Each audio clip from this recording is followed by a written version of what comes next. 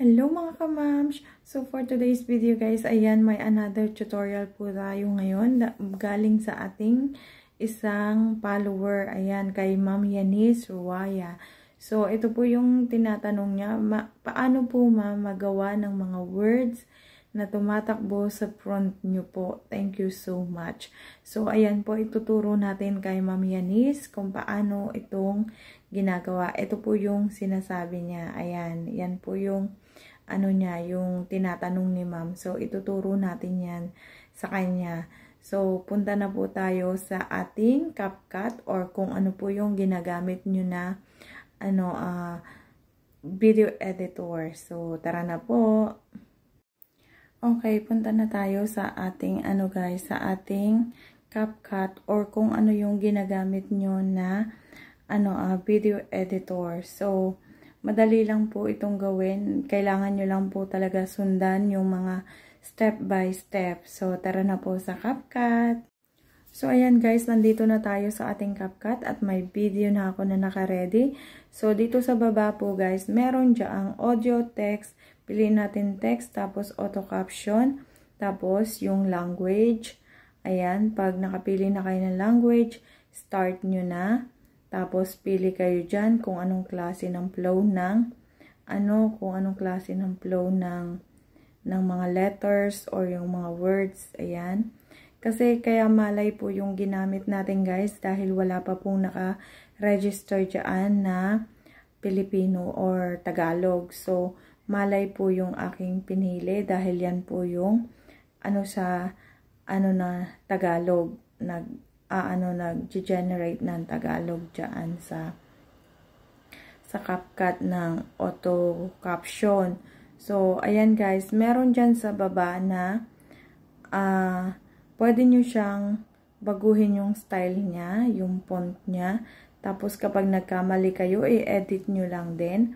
Pwede nyo siyang i-edit kasi nakamalay language nga po siya. So, konti lang naman po yung mga nagiging mali. Yan, pwede nyo siyang i-edit, manual edit. Yun, kung ano yung gusto nyong spelling. Ayun po.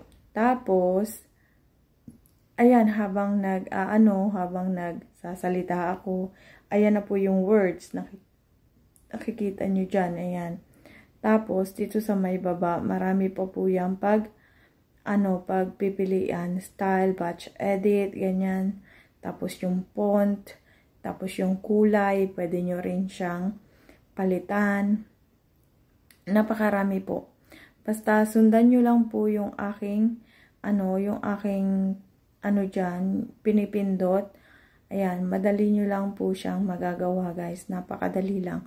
Tapos, kapag tapos na po kayo, okay na yung inyong edit lahat. Pwede nyo nang pindutin itong arrow. Mapupunta na po yung inyong record na video sa inyong gallery. Ready to upload na po sa inyong Facebook. So, yun. Napakadali lang po. Thank you po, Ma'am Yanis Ruaya. Ayan. So, ayun lang guys for today's video guys. Thank you so much po, Ma'am Yanis Ruaya sa pag-comment at sa walang sawang support ang panonood ng aking mga tutorial videos. Sana po may natutunan po kayo sa video na ito sa paglalagay ng auto caption sa inyong mga videos. Ayan guys, kung may mga katanungan pa po kayo, just comment lang po sa aking mga videos. At iniisa-isa ko po yan. At kasama na rin po ang pakikipag-engage sa inyo. Ayan, maraming salamat po. Comment nyo lang kung ano yung mga gusto nyong paggawa ng tutorial at gagawa natin yan ng tutorial video sa abot ng aking makakaya. Ayan, kung nagustuhan nyo itong video na ito, please follow for more video tutorial and pa-like and share na rin po. Thank you so much. Bye everyone!